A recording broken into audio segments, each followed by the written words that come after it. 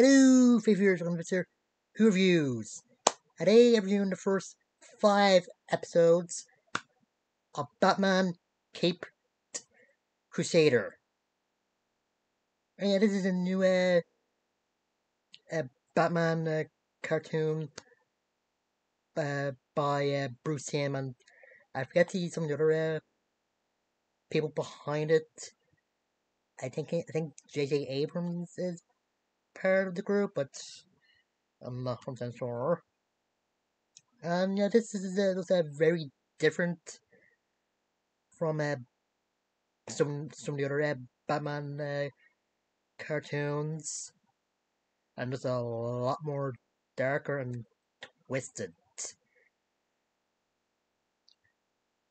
And yeah, I don't know if the episodes have titles, and it's only I only download them. I don't have like a Amazon Prime TV account, so yeah.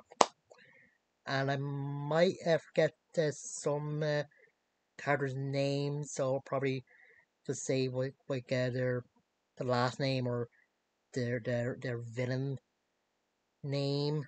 So yeah. Anyway, episode 1, Batman trying to find out who's destroying Rupert Thorne's buildings. Like I said on fire and that. And yeah, this episode introduces a few characters. Harvey Dent, who's a district attorney, but is also running for mayor of Gotham City. Barbara Gordon, who's a defense attorney. Jim Gordon, who's a commissioner. Yeah, I heard some people getting out. There's a black commissioner in a cartoon set in the 40s. It didn't supposed to be like realistic. It's supposed to be dispense or display, but whatever. Just with some investigating, Batman finds out it's the Penguin who's female in this and has 2 kids. Oh yeah, and spoilers for anybody who hasn't seen this. What? I don't know why they made a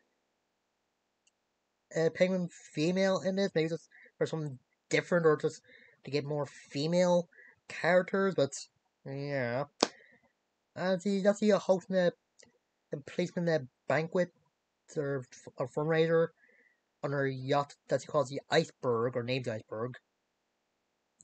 And when she thinks one of her sons is ratting to Torn about her doing what she's doing, so yes, actually kills the wrong one, and the right one actually goes to Barbara for police protection, since he knows that her dad is a commissioner and she's basically a good defense attorney. So, but it didn't work out that well, since Penguin had planned to blow up the police precinct. But luckily, Batman was able to fire up, but he just blow up the precinct, but nobody died. So yeah, and yeah, the Penguin's put away. But by doing that, that can just roll in and take the territory that the Penguin had. Yeah, so it was a bit of a wash. I think it's a decent first episode. I think the new voice actor for Batman does a good job as both him and Bruce Wayne. The voices sound a little similar, but they're not that much, I think. And yeah, I think a lot of voice acting just works in this. Yeah, it's a good episode. Anyway, episode 2, Hollywood has started. Last name Francis gets kidnapped. The police detective Maria Montoya suspects Bruce Wayne might know something, since he was the last person to see Francis at the time of her abduction.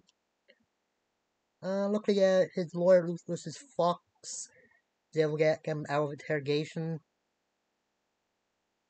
And, yeah, Matoya, it just, trying to figure out who's, who the culprit is. And at first, he thought it was this actor named Basil Carlo, but he actually finds him dead in his apartment. Batman runs into this person wearing a scarf, and when he pulls back the scarf, the guy has a real monstrous face. Yeah, and yeah, this maybe makes his version of a clay face. Yeah, I think it's a pretty good murder mystery. I kind of suspected who was going to be at the time, and I do kind of like when Clayface about to kill Francis. He's saying he doesn't believe his acting, like his motivation doesn't seem that real or something. Yeah, and it also introduces a Bullock and Detective Flask,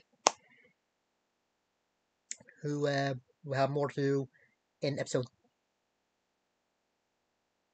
uh 3 and so on. Yeah, I think there's uh, a good introduction to Montoya. She has like some good moments and seems like a strong character. And Batman him or Bruce Wayne him says might be a good asset. And Alfred just saying him finding Miss Francis. I also like the ending when Montoya finds the bug that Batman left on the table that Francis was on. I'm just saying that he knows that he's still listening and it isn't over. I mean, episode 3, Bruce Wayne punches a photographer for the Gotham Gazette since he said something bad about his mom when he saw her pearls in a museum. So, thanks to Lucius, get him off on going to jail. He has to go to court order therapy. The first therapist being Harleen Quinzel. And he's not really opening up to Harleen, but they do show the flashbacks to after Bruce's parents were dead. And yeah, I think the flashbacks are pretty good. And I think the darkest moment is when the kid Bruce just goes to Alfred saying that they'll pay and saying they'll all pay when Alfred asks we're dead who, and then Bruce saying that and he'll help him. Oh. And this episode also introduces Selena Kyle, who becomes a Catwoman in this, and thanks to seeing Batman in the newspaper, she decides to uh, don a Catwoman costume. And yeah, starts saying so since he's a kleptomaniac. So he got caught after Batman ties up with his rope, but he's able to get off since they're able to return the jewels and that. Some legal stuff. But she keeps seeing him anyway, and she has some conversations with her maid, Olga, I think his name, I can remember. Yeah, not paying her seems to bite her in the bum at the end. And Harley does try to get uh, Bruce to continue the sessions, even though the court order sessions were done. And so was Alfred, but yeah, it doesn't really work. Like I said, the best moments in this has to be the flashbacks to Dwayne after Dwayne's murder, and some fun moments with Catwoman, but yeah. Also, I like seeing where Batman actually got O'Brien to take pictures of Captain Steel and Sophie as well. Picture of Batman being up Bullock and Flask. And yeah, O'Brien was scared that Batman probably want those pictures out, but yeah, Batman doesn't really care. A picture of him being up cops gets on the newspaper since they're dirty cops. Hmm. Anyway, episode 4, the mayor decides to make up a Batman Flying Task Force with Montoya in the label only so he can look good. And yeah, they do try to trap Batman first by staging some crimes, but don't really work. But when they actually chase him in the Batmobile, they nearly get him, but it's the Batmobile. Like they ever gotta trap that. So Montoya's thinking maybe they need to get inside his head, so he enlists Harleen Quinzel, who's a friend of hers and Barbara's. And when Harleen was getting her diagnosis of Batman's medicine, one of her professors was Jonathan Crane. So maybe Scarecrow sometime in the future. Hmm. And yeah, when Harleen says that they need like a costume villain to get Batman out, like a last idea to let out one of the most dangerous people they have in the precinct, Firebug. And yeah, him and Bullock just get him and still bring him in a car and just have to try to trick him into taking the things. Yeah, the trick does work. Firebug does set fire to a building and Batman does come and the Flash and Bullock take some cops in to get him. But they don't. And Batman does save some kids and some people that are left in the building and with help of Gordon get some kids out there. Flash is how Bullock shoot Firebug out a window onto a car, even though he surrendered. Newspapers just called him a hero cops. And because they go press, the mayor wants Flash and Bullock in charge of the task force, but he wants to keep Gordon on. Yeah. I think this is a good episode. Well, to see seeing how Firebug's mind kind of works, and see when he puts on these goggles, he starts seeing like people engulfed by fire and being happy. He, and he does, and you think that the Joker's only like really insane. Uh, Batman Rogue in Rose Gallery or what was that I was going for. And yeah, you would see that Gordon be keeping an eye on Bulk Flash before they did their plan of with Firebug. And also like the Flash sometimes calls Firebug Firefly. Yeah, well, it's a little similar. And yeah, I don't know how the two got pressed for killing somebody, but I guess in the 40s it was okay.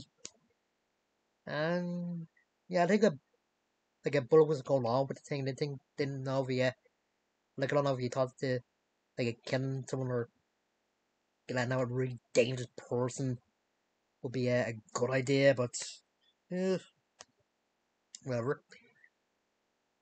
Anyway, final episode of the review, episode 5. Uh, Batman being on somebody when someone in an Egyptian costume, then he gets run over and then call himself King Tut.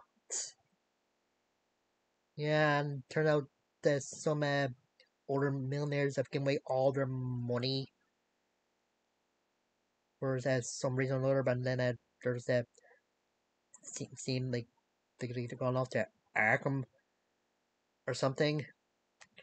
And yeah, this is the Hardy episode. Yes, apparently he takes a billionaire that he sees as have either been bad to their employees, to their kids, to their family, or just the people in general, and just put them in this electroshock cell and brainwash them into doing their forbidden. And they have them in different costumes. Like there's this one guy who's dressed as a woman. There's this other guy who who's dressed as Pagliacci. Another one that's dressed as a Christmas tree, looking for bad lights. And another one dressed as a baby. Ugh. And yeah, Hardy and Montoya actually go out on a date in the episode while Batman and Barbara are just trying to find some proof that Hardy did something wrong. Batman does fight some of Hardy's um, patients. Would that be a good word for them? Mm. And he gets trapped in one of the cells and gets gas on him, and turns out Harry sent a let off, or let us set a bomb, and just went back. And you find out Barbara's there. But they weren't able to get Batman out uh, since he did something to the controls, and when the whole thing exploded, Harry decides to let go, and Barbara tried to pull her up. And Batman does try to be sympathetic, even though first he was saying that Barbara's just happened to Hardy made her reckless, but I guess in seeing how sad she is, he decided to be, like, say, sorry and that. And the Hardy is alive since he does call Montoya saying he has to go to away from Gotham for a while and keep an eye on a Barbara for her. And yeah, that's the end episode. And yeah, another good episode, one of the craziest, I think. Yeah, so far I think that this season one is good. I also like the car chase scene from episode one, and the scene the Batmobile very good. And it seems like Bruce and Alfred don't have like a father son relationship. And it doesn't seem like Alfred is just like one of his helpers or handy person, or like or at least person in the chair, since he does have a walkie talkie. Batman tell him if there's any like anything bad going on in Gotham, like anything seriously bad, but I don't know. And yeah, it's also Batman being a bit violent in this, but also being heroic, like saving the family from the burn building, the kids, and the same Barbara when she was fallen from after the explosion in Hardy's house, or just the place where she's keeping her patients. Yeah. And yeah, I can't wait to watch the next five next week. Hopefully they're as good or better. And I guess in that Two-Face BS showing up, but maybe some things will change, like card value or something. Don't know. Anyway, that's time. I'll do. You guys later.